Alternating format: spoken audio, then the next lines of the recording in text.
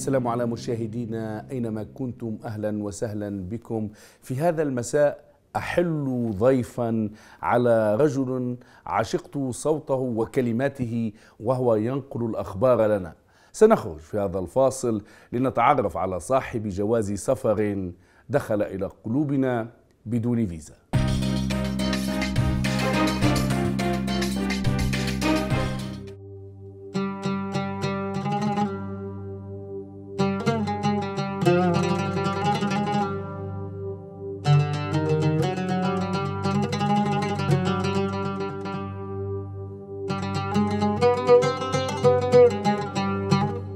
عشقنا هذا الرجل كأبناء لتونس، تربينا على صوته، ليس لأنه أكبر مني سنا، بل لأنه ابتدأ عالم الصحافة والكلمات وهو غض صغير. مسرحي اختار أن يدخل بجواز سفر عالم الممنوع، تنقل إلى كل الأراضي الممنوعة، دخل بنا إلى أجمل عوالم الصحافة في العالم العربي. ينتمي ضيفي هذا المساء الذي أحل ضيفا عليه لأنه سيد من أمراء الصحافة وبدون تفخيم أو تكبير للأمور.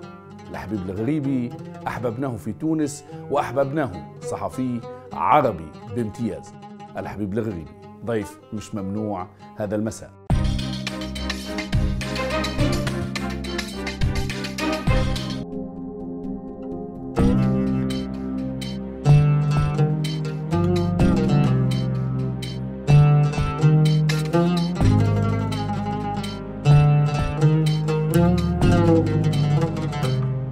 الحبيب، سألتني مثلا عن اللباس المميز لبرنامج ممنوع ومش ممنوع الآن. ما الذي يجعل صحفي مميز دون غيره شكلا وأسلوبا؟ شكلا أكيد هذا يحيلنا مثلا على أشخاص يمكن أنا أتصور أنه في ناس يعرفوهم. لاري كينج مثلا بالبرتال، أول ما تقول اسمه تتذكر البرتال. أكيد أكيد. يعني أو بحركة معينة مثلا مسموح للإعلاميين أو ستايل، كل واحد يحاول يخلق ستايل للشخص نفسه، فمسموح أنه الإعلامي ربما يحاول أنه يجعل صورته دائما محفوظة في الضمير الجمعي أو في عند الناس بأشياء بسيطة حتى لا يذهب في الزحام.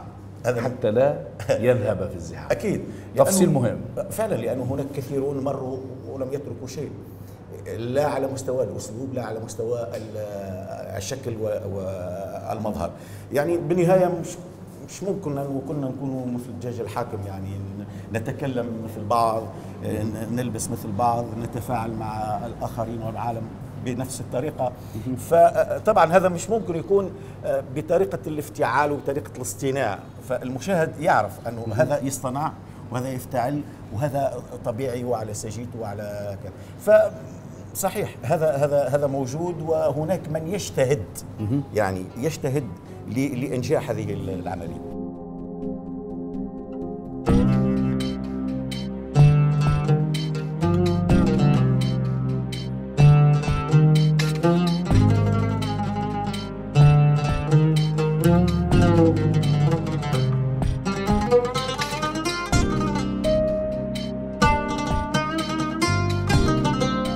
يلا اوكي، كيو attention.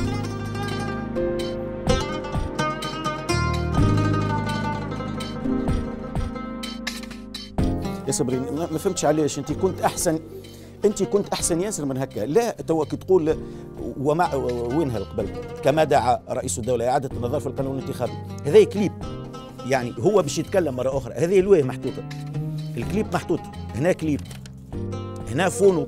ما تتوترش، واذا تتوتر حتى الاشياء البسيطه تجي تغلط فيها عادي. كما حكينا، انت تحكي في حكايه وعندك الاوراق وعندك الهارد كوبي وعندك الاوتوكيو وعندك الفلور مانجر معك، مدير الاستوديو، كل شيء واضح. فانا نحب نشوف ادائك اكثر من حاجه اخرى.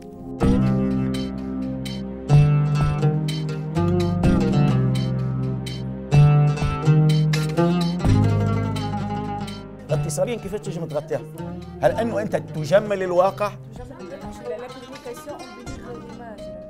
شو مثلا تعملوا مكياج؟ لا تقول لي أني تاخذوش جرو بلان باش ما تظهرش تجاعيد أكثر، تحاول أنه تلعب على الكذا. إيه ممكن مش باش تردوا، مش باش تعملوا ليفتين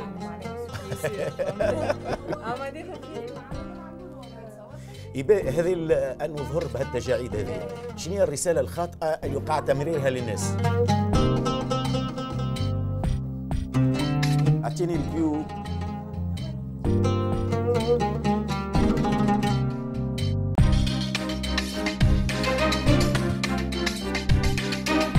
الحبيب، ونحن محاطين بعشاق عالم الصحافة، عالم الأخبار، نحن في معبد الإعلام إن أردت أن أختار هذا التوصيف. أنت اخترت جواز سفرك إلى قلوب مشاهديك الصحافة، والآن تنقل تلك الخبرة لمن ارتأى أن ينتقل أو أن يتمشى أو أن يحترف في مجال الإعلام.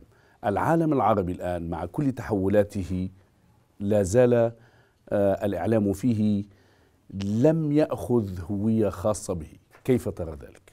أولا أنا فعلا يعني أشعر بأنني في هذا المعبد، لأني أنا خريج هذا المعهد، معهد الصحافة وعلوم الأخبار، وهذا جزء من ربما من الدين الذي لدي على هذا المعهد وعلى هذا البلد.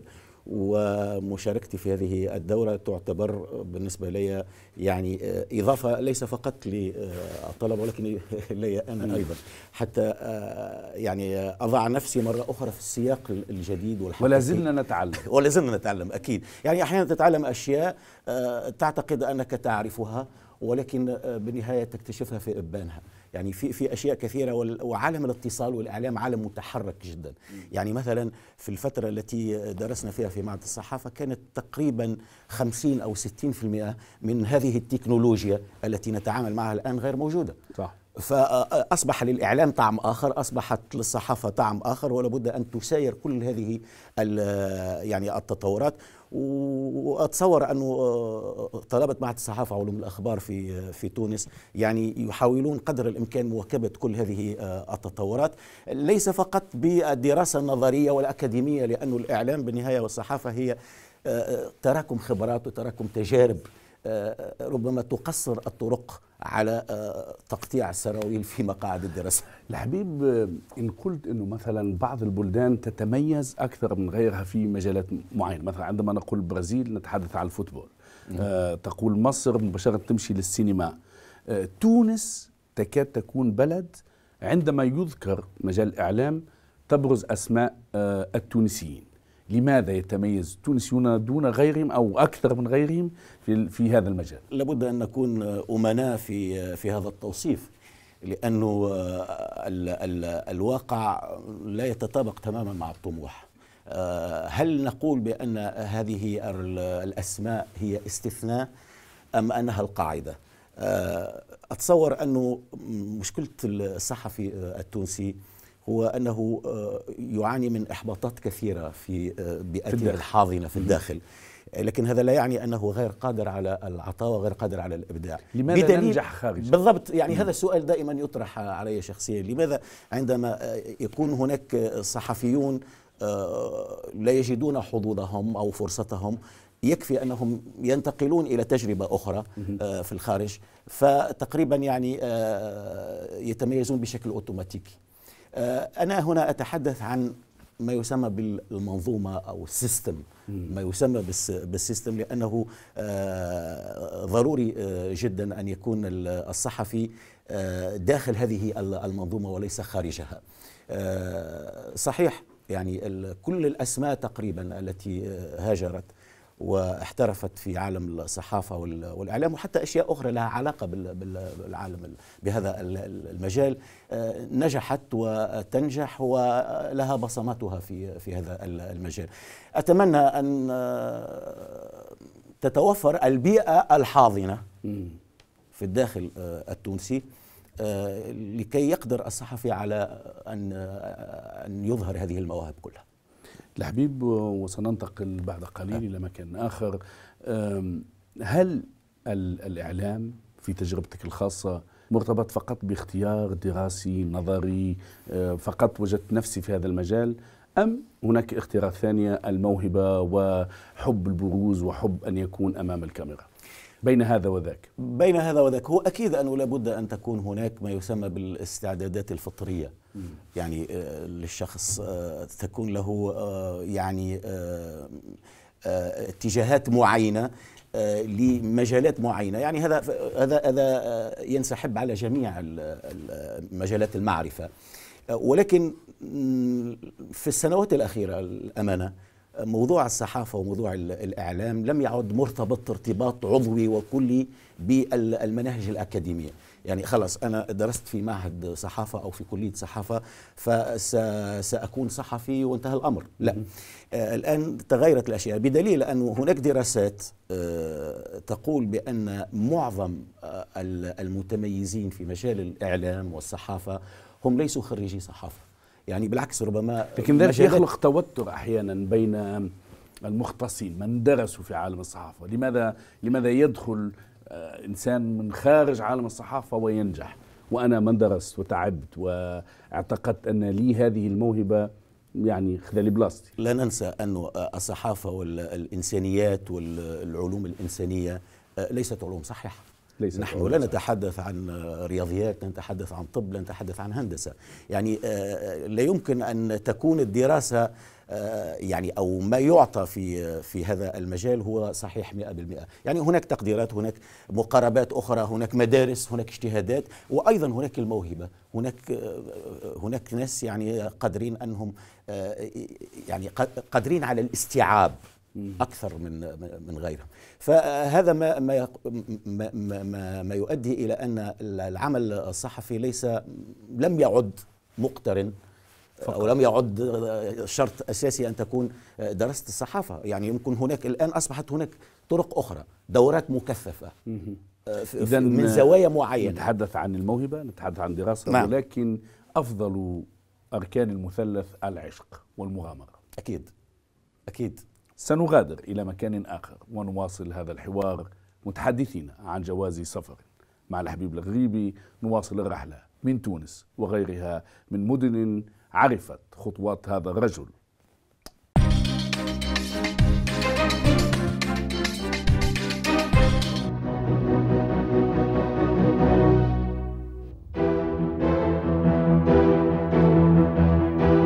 منذ سنة تقريبا دخل الصراع العربي والإسرائيلي مرحلة نوعية جديدة عنوانها المفاوضات المتعددة الأطراف.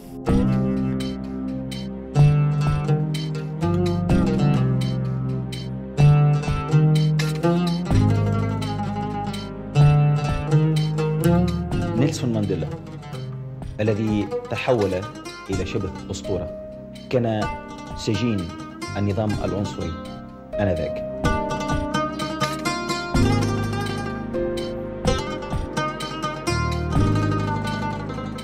الطريق إلى العاصمة تبعد حوالي 150 كيلومتر، وهناك مخاطر حقيقية.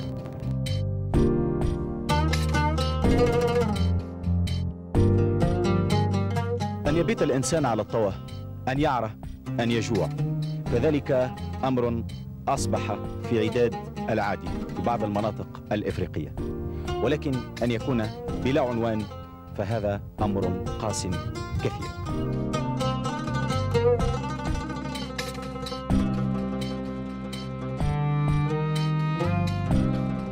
بطاقة عبورنا هذه المرة ستحملنا إلى كل العالم في آن واحد.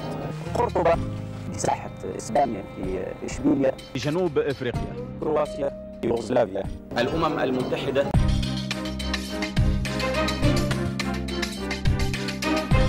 الحبيب تعنيك البداية. نعم، البداية كانت هي البداية، وأحيانا أكاد أعتقد أنها النهاية.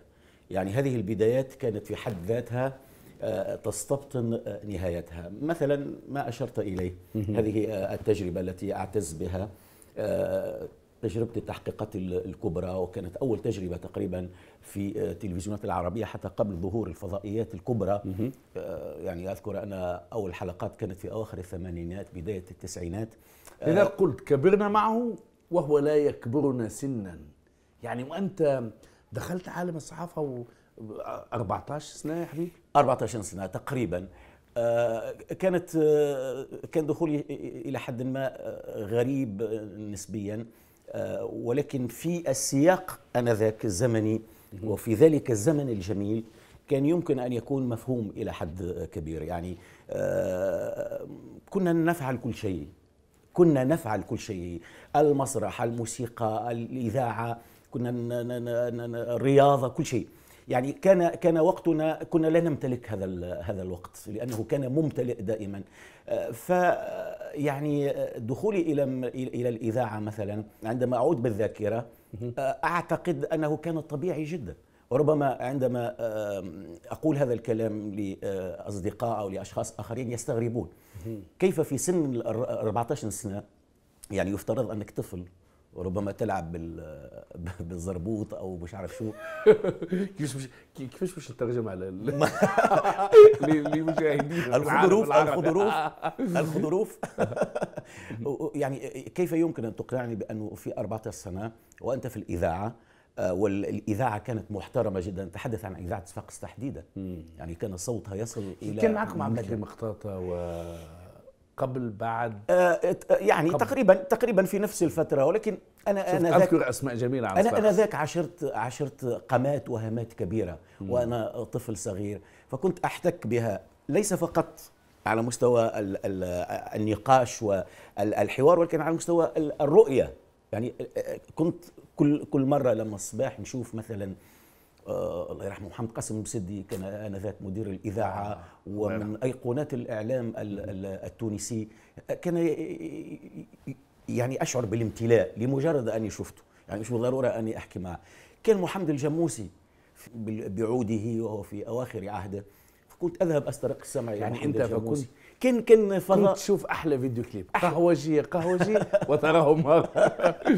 ففعلا يعني كنت محظوظ جدا في تلك الفترة أني عاشرت أو عايشت يعني سنوات ما الكثير من الأسماء الجميلة والتي تركت بصمات. شو ممكن أذكر؟ يعني أذكر الكثيرين بصراحة، حتى لا أريد أن. ثم المسرح، وكنت ستذهب إلى الدراسة في المسرح. نعم. والفنون. نعم. ادمي تور encore une fois. فعلا كان عشق للمسرح يعني بلا حدود، فعلا بلا حدود. حاولت أني يعني أن نكون في المسرح الهاوي، وتقريبا شاركت في كثير من المسرحيات في بدايتي. ثم كان هناك تحدي كبير أن نشارك في مهرجان قربة لهواة المسرح. يعني مهرجان قربة شيء كبير، يعني تصور هذا الكلام، هذا عام 79 78 تقريبا، لا 77. كان هناك مخرج ما زال متخرج من معهد المسرح الدرامي، وطرحت فكرة وجمعنا الأصدقاء من الأزقة والشوارع، حتى مش ممثلين يعني. لا مش ممثلين، حتى الديكور جبناه من المعهد على كريطة. وكان عشق فظيع للمسرح، ومثلنا المسرحية. عندما نعشق، نعم، مثلنا المسرحية وأخذنا جوائز، يعني أخذت جائزة أحسن ممثل آنذاك في المسرح.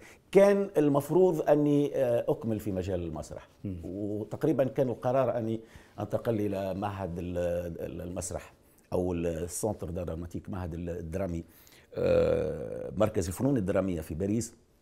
ولكن في نفس الشهر تقريبا. أنت فرنكفوني وتتحدث الإنجليزية كذلك؟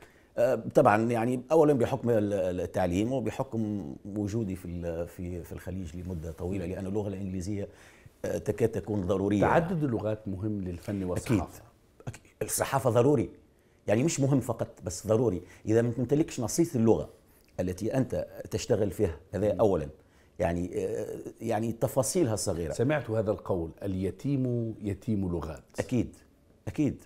فاللغة أنا دائما أكرر حتى يعني الطلبة الذين أتشرف أحيانا بتأمين دورات تدريبية لهم، أنه إذا أنت قدرت تمتلك اللغة التي تشتغل فيها، أيا كانت، إن شاء الله تكون الصينية، مش هذا المشكل، لأنها هي الأداة الرئيسية في تبليغ أفكارك وقدرتك على يعني الحوار وقدرتك على توليد الأفكار، فاللغة ضرورية.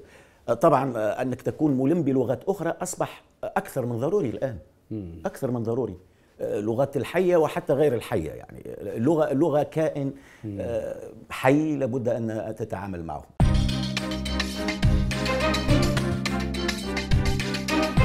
السيد الأمين العام المساعد، في ظل المناخ العالمي الجديد خاصة بعد نهاية الحرب الباردة، أصبح دور الأمم المتحدة متزايد الأهمية في مجال حفظ السلام، فهل يمكن أن تحدثونا عما أصبح يسمى بالجيل الجديد في عمليات حفظ السلام؟ It was a general feeling that the work of the Security Council and سيد الرئيس، هناك شعور عام بأن عمل مجلس الأمن واقع تحت ضغط الدول الدائمة العضوية بفعل مبالغاتها أحيانا في استعمال حق الفيتو، فما هو موقفك من هذه المؤاخذة؟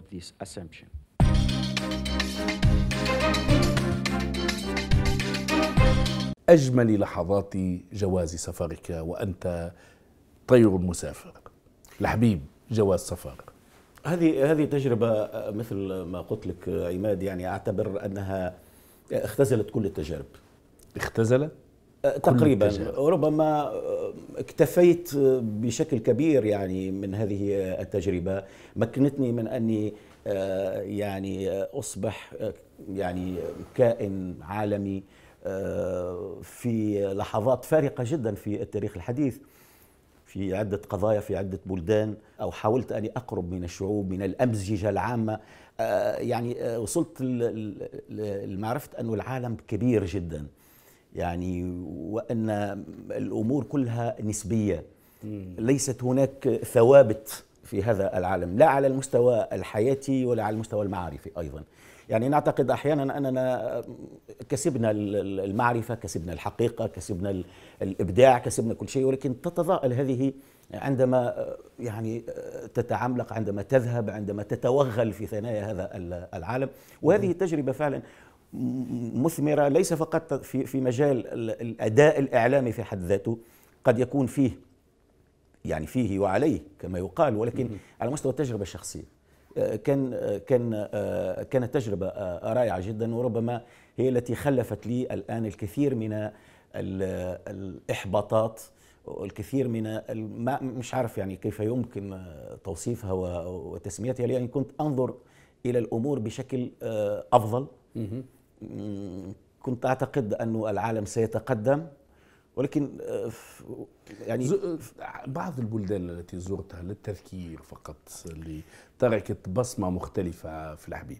والله كلها، لأنه ذلك الزمن، لأنه البرنامج يعني أنت مثلا رحت لفلسطين قبل أن يتحول الذهاب إلى هناك تطبيع، وأحببنا زيارتك تلك. فلسطين، الأراضي المحتلة قبل يعني في عز الاحتلال الإسرائيلي، كانت محطات جميلة جدا، رغم أنه الوجهات والبلدان يعني بالمفهوم مش بالمفهوم السياحي طبعا، يعني نتحدث عن الصومال، نتحدث عن الحرب الكرواتية. الصومال في عز حربها نعم. والبوسنة والهرسك نعم وجنوب افريقيا وغيرها، كثير من جنوب افريقيا يعني قبل الابارتهايد، قبل السقوط ولا بعد؟ بعد الابارتهايد باشهر قليله، يعني كنت تقريبا اول صحفي التقي بنيلسون مانديلا بعد خروجه من معتقله في روبن ايلاند. لقد زرت ذلك السجن، وكيف ولدت الفكره بتلك الامكانيات البسيطه يا حبيبي؟ والله من لا شيء، من عدم، صدقني، يعني مش بمفهوم الفريق الآن. يعني أنت حبيت تسافر وسافرت، حبيت تنقل لنا، يعني أنا أعرف أنك قارئ جيد، أنت تعشق الكتب، لكن جاء فترة معينة قلت لا، نحب نكون لونفوي سبيسيال، وبإمكانيات. كيف ولد ذلك الحلم وبدأ في التحقق، ووصلت إلى الحديث إلى مانديلا وغيره من أعتى الأسماء؟ يعني المشروع مشروع شخصي حتى أكون أمين، يعني مش أنه عادة أو الآن المشروع يكون بين فريق عمل وتقاسم أدوار وما إلى ذلك، لكن المشكلة كانت حلم شخصي فقط. أحيانا يقيض لك الله أشخاص ربما يغيرون مجرى مسيرتك المهنية، أو هم يساعدونك على النجاح أو يكرسون فشلك يعني بالنهاية للأسف. فأنا ذاك لهذا المشروع ذهبت به إلى المدير العام أنا ذاك لإذاعة والتلفزيون والتاريخ أقول، والآن هو الأستاذ صلاح الدين معاوي، وهو صحفي كان رئيس تحرير، فبالتالي عنده هذه الحرقة الصحفية، عنده يعني مش مسؤول سياسي فقط، لأنه المسؤول عن الإذاعة والتلفزيون دائما عنده الهالة والبعد السياسي والأمور المهنية ما تعنيش كثير، لكن هذا كان صحفي. فقال لي طيب ممكن هذه نعطيك فرصة وتشوف. فكانت أول تجربة، وعلى فكرة التجربة الأولى والحلقة الأولى في البلد الذي تعشقه أنت في لبنان في الربع ساعة الأخيرة من الحرب الأهلية اللبنانية. انطلقت التجربة من تلك الحلقة وكرت المسبحة.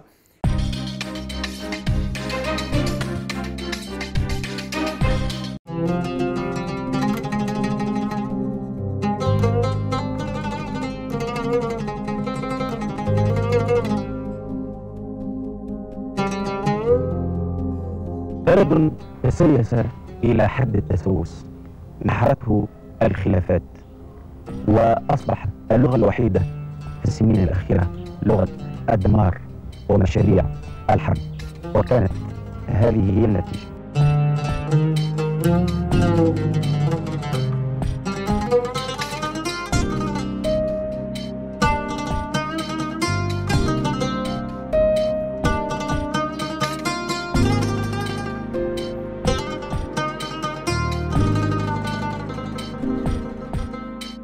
لبنان يحاول أن يمحو خطاياه وينهض من تحت الرماد. الإرادة للإنسان والقوة للمال.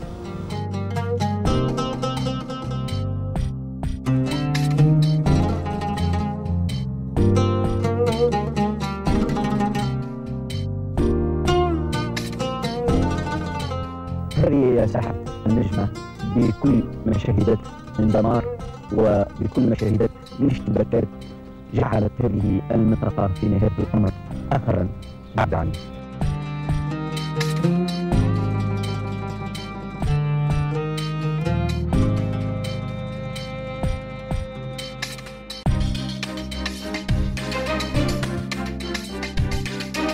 الحبيب، سطع نجمك في الإعلام التونسي في قراءة الأخبار في زمن بورقيبة وأنت شاب، ثم دخلنا مرحلة التسعينات، وما أدراك من تسعينات تونس بحلوها ومرها. الصحافة والحرية أخوان، غابت إحداهما تنتفي الأخرى. كيف عشت أيام الصحافة في تسعينات تونس؟ أحيانا هناك يقينيات لدينا، ولكن بالتجربة تسقط أو تتضاءل، تصبح مجرد شكوك. عندما نقول أن الصحافة والحرية يعني صنوان لا يمكن الفكاك من بعضهما البعض. التجربة للأسف العكس، التجربة التي يعني وكبتها بعد الثورة التونسية أكدت أنه ليس بالضرورة الحرية مهما على سقفها لا يمكن أن تصنع صحافة جيدة. الحرية وحدها لا يمكن أن تصنع صحافة جيدة، بدليل أن بعد الثورة التونسية كانت كل الحريات على قارعة الطريق. لو قلت لك أن الصحافة والحرية مثلا، لا أعني الاتموسفير جينيرال، لا أعني الإطار والمناخ العام للحريات، لكن الصحفي لا يستطيع أن لا يكون إنسان حر. لو كان هو حر فصحافته أو إعلامه سيكون إعلام متميز كشخص، وفيها كفكر، كتجربة. فيها قول أيضا إذا كنت تمتلك الحرية ولا تمتلك أدواتك المهنية فأحيانا لا تستطيع أن تصنع أي شيء بالحرية. يعني المسألة أيضا هناك من اشتغل في أزمان القمع يعني السياسي وفي غياب الحرية، ولكن برز وأبدع وتحايل على هذا الواقع. لا تنسى أن تونس يعني مع غياب درجات معينة من الحرية، الحرية درجات، لكن لا تستطيع أو لا نستطيع أن نقول أن تونس في ثمانيناتها، يعني حتى أيام بورقيبة وأيام بن علي، الطبقة أو المستوى التعليمي، الثقافة أجبرت النظام على قبول قوة الرأي المختلف أو الفن المختلف أو الصحافة المبدعة أو السينما المبدعة، لا المسرح المبدع؟ أنا لا أتحدث عن هذه الفترة. هذه الفترة من الأزمنة الجميلة، الستينات والسبعينات والثمانينات. أنا مشكلتي الآن بصدق حتى ما كان في عهد الطغيان وعهد الاستبداد وكذا، لأنه مفهوم أنه يعني ما فيش إمكانية للإبداع، ما فيش إمكانية للحرية، لأنه هناك يعني تكميم أفواه، هناك عصا غليظة، هناك الممنوعات الكثيرة، سواء بالنسبة للصحفي أو المبدع أو الفنان أو غيره أو الشاعر أو. لكن لما جاءت هذه الحرية، هذه المشكلة. أنا في يعني كنت تنتظر أن تخرج أنا في الفارق الزمني أن تخرج أدراج المبدعين، نعم. كتب وروايات وموسيقى. يعني أوكي، طيب كان ممكن فهم أنه لازم الزمان يفعل فعله نسبيا، نتحدث عن سنة سنتين ثلاثة أربعة تخمر وكذا، بعد 8 7 8. لكن بعدها ضروري أنه هذا الكبت هذا، يعني قبل في عهد الاستبداد لما كنت تسأل لماذا لا تبدع؟ تسأل أي مبدع لأنه هناك قمع وهناك كذا وممنوعات، فنتمنى أنه يكون في مجال للحرية، يعني سترى ماذا أنا فاعل. كانوا كل المبدعين للأسف، مش كلهم أكيد، في استثناءات، والاستثناءات حتى في الزمن الصعب يعني كانوا قادرين على العطاء، لكن للأسف كانت الشماعة التي يعلق عليها كل شيء فشلوا. هو الوضع السياسي، هو الاستبداد، هو كذا. يعني طيب، هذا اعتراف مؤلم يا حبيبي. لا أنا أحكي لك ما أشعر به، وهذه خيبتي قد يعتبرها البعض إهانة. لماذا؟ أنت يعني قلت هؤلاء المبدعين كانوا يعلقون فشلهم، لم تنطق الكلمة لكن المعنى هو ذاك، على شماعة الاستبداد. ذهب الاستبداد ولم أرى إبداعكم أيها الفاشلون. أنا يعني لابد أن أكون أمين ودقيق، يعني أنا لم أتكلم عن الكل. أنا هناك دائما استثناءات، هناك دائما يعني لو أخذت إلى المنتهى أقول مثلا لقد تكلم أولاد حمد وأبدع زمن الاستبداد مثلا، وهو صديقك. وهم كثيرون في زمن الاستبداد. يعني المشكل هو أنه أعجبني هذا يعني بعد الثورة، المفروض أن الثورة هي رافعة للقيم، رافعة للانفلات، مش الانفلات الفوضوي الموجود، ورافعة أيضا حتى الانفلات الإبداعي. لكن للأسف فعلا يعني هذا مشهدنا الموجود الآن لا يوحي أن هناك هذه الولادة الجديدة في أي مجال من المجالات. يعني احنا لا نحصرها. تتحدث عن لا رينيسانس. أنا أتحدث في المطلق، يعني لا أتحدث فقط في مجالات معينة، أنا أتحدث في المطلق. حتى أنه فنوننا وبعض إنتاجاتنا صارت تسقط كثيرا في المباشراتية.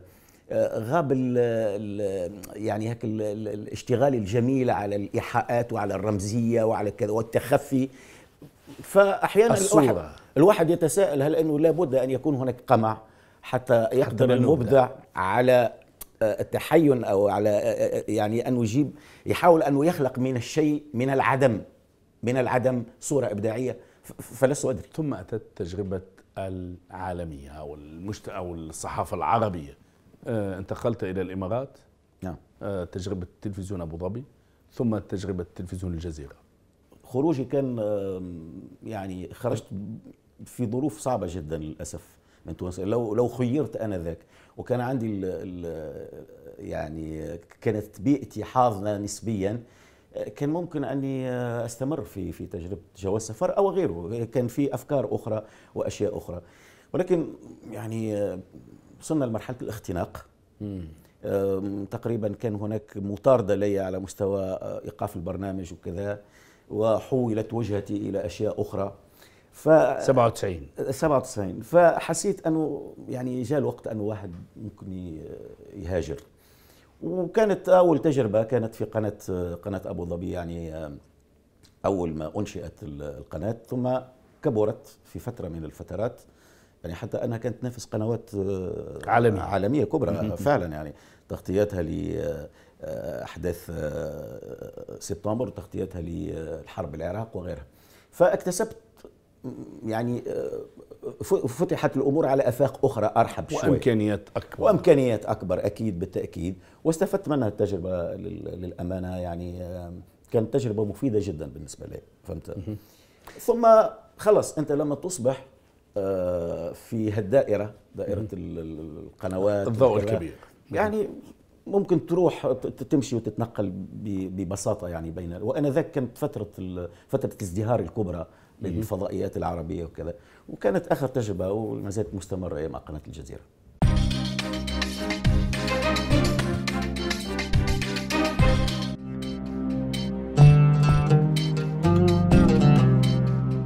للوصول إلى الخبر، للنفاذ إلى عمقه، ولجمع الآراء حوله، وهكذا يصنع الفرق.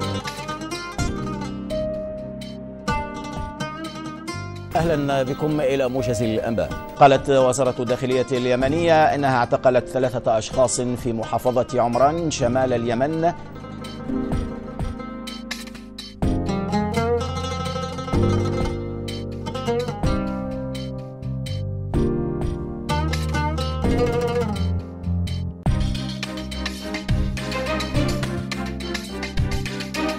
لا نستطيع إلا أن نعود إلى أجمل البدايات هنا في نبض الشارع مع ناقل الأخبار. الصحافة عمل ينبع من نبض الشارع. الحبيب الغريبي اسم جميل في عالم الأخبار ونقلها، ونحن نتجول في شوارع تونس. من هنا أنتم وأنت تنقل لنا الأخبار، رحلة الأخبار. الأخبار هي نبض الشارع كما قلت عماد. يعني هذه هي الحركة، هؤلاء الناس، هذه الحياة هي التي صناع الحياة. نعم، صناع الحياة. بدون هؤلاء، بدون هذا الجمال الذي عليه تونس، لا يمكن أن تكون إلا ناقلا أمينا وناقلا متفاعلا مع تونس. بداياتي كانت فعلا مع هذه الأزقة ومع هذه الشوارع والحواري.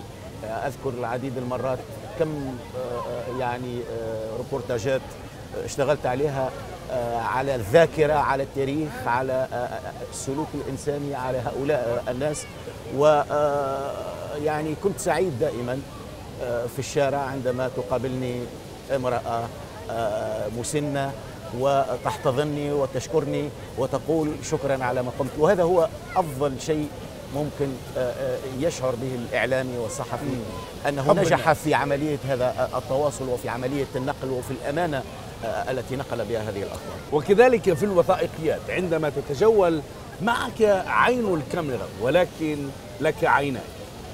وهذا سر ربما يعني تعلق الناس ببرنامج مثل جواز سفر، لأنك تونسي بإحساسك، بمنظومة تفكيرك، بما تنقله من مشاعر، ولكن من مناطق أخرى.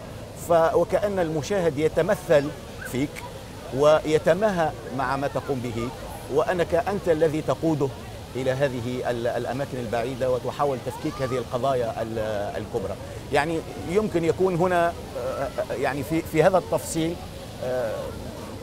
ما يفسر إلى حد ما تعلق الناس بهذا البرنامج بالذات. الحبيب، ونحن نسافر جدا، لكن هذه المدينة مدينة للعشق، نذهب لنعود إليها. أكيد. تونس. أكيد. يعني في فترة من الفترات، في أول هجرتي إلى خارج تونس، يعني كنت لا أتصور أنه يمكن أبقى 2-3 بدون ما أعود إلى تونس. وفعلا كادت هذه الهجرة أن يعني يكون لها نهاية سريعة لمدى هذا الشغف الذي تمكن بي من تونس بكل سلبياتها، أيضا بكل ما يمكن أن تلفظه العين، ولكن هي بالنهاية هذا المكان الذي تحبه رغم ربما أحيانا بعض مساوئه. عندما نقلت بداية التحولات السياسية الكبرى وكنت مجازفا وأنت تنقل أخبار أحداث سياسية قبل سقوط نظام كانت له علاقة قوية بالإعلام. عندما أخذتم هذه الخطوة ما الذي كان يحرك لحبيب وغير لحبيب؟ يعني الخطر لم تكن لحبيب معارضا سياسيا لتواصل في الناس، لكنك كإعلامي أخذت على عاتقك مسؤولية التفاعل مع الشارع الذي بدأ يثور ويتحرك. وأنا كان عندي خليني أقول يعني فاتورة حساب مع النظام السابق. أنا للعلم يعني تقريبا طردت من عملي لأنني يعني فكرت في يوم ما أنني يعني أخوض آفاق جديدة أو تجربة جديدة، ثم ما شعرت به بعد خروجي أن هذه البلاد فعلا كانت واقعة تحت نظام استبدادي وقمعي كبير جدا، وأن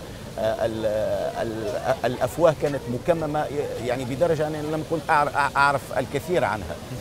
فلما بدأت يعني تبشير الثورة التونسية أنا وغيري من الزملاء أيضا انخرطنا انخراط كلي. احنا ما كناش عارفين شو ممكن تكون النتيجة، لعل وعسى لا قدر الله أنها تفشل هذه الثورة، ماذا يمكن أن يكون المصير؟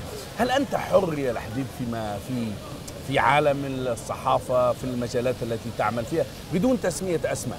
أنت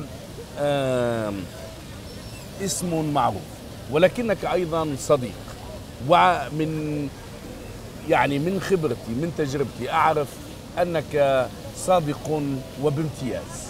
لحبيب، هل أنت فعلا حر وتعبر عن حريتك؟ الحرية يعني مش ممكن واحد يكرر نفس المقولات التي دائما تقال بأن الحرية نسبية وأن الموضوعية والحيادية في الإعلام يعني لا يمكن النظر إليه بمفهوم الاكتمال ومفهوم المثالية، لكن بالمعنى العام نعم أنا أقول بأنني حر، وإلى فترة طويلة جدا مارست هذه الحرية، وهذا ما أنتج ربما أشياء قد يعني تلمس فيها هذه الصدقية والمصداقية لأنها نابعة من هذا الحيز من الحرية، من هذا الرصيد من الحرية. نعم يعني أقر بأنني كنت حر ولا زلت إلى هذه اللحظة أمارس هذه المهنة بحرية. سنطير إلى أجمل أزقة تونس القديمة.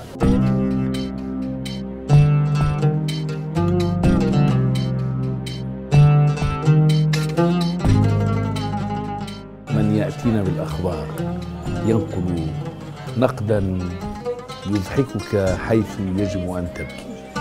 ناقل الأخبار هو صاحب رؤية وتحليل. لحبيب الغريبي أحببناه في تونس وأحببناه صحفي عربي بامتياز.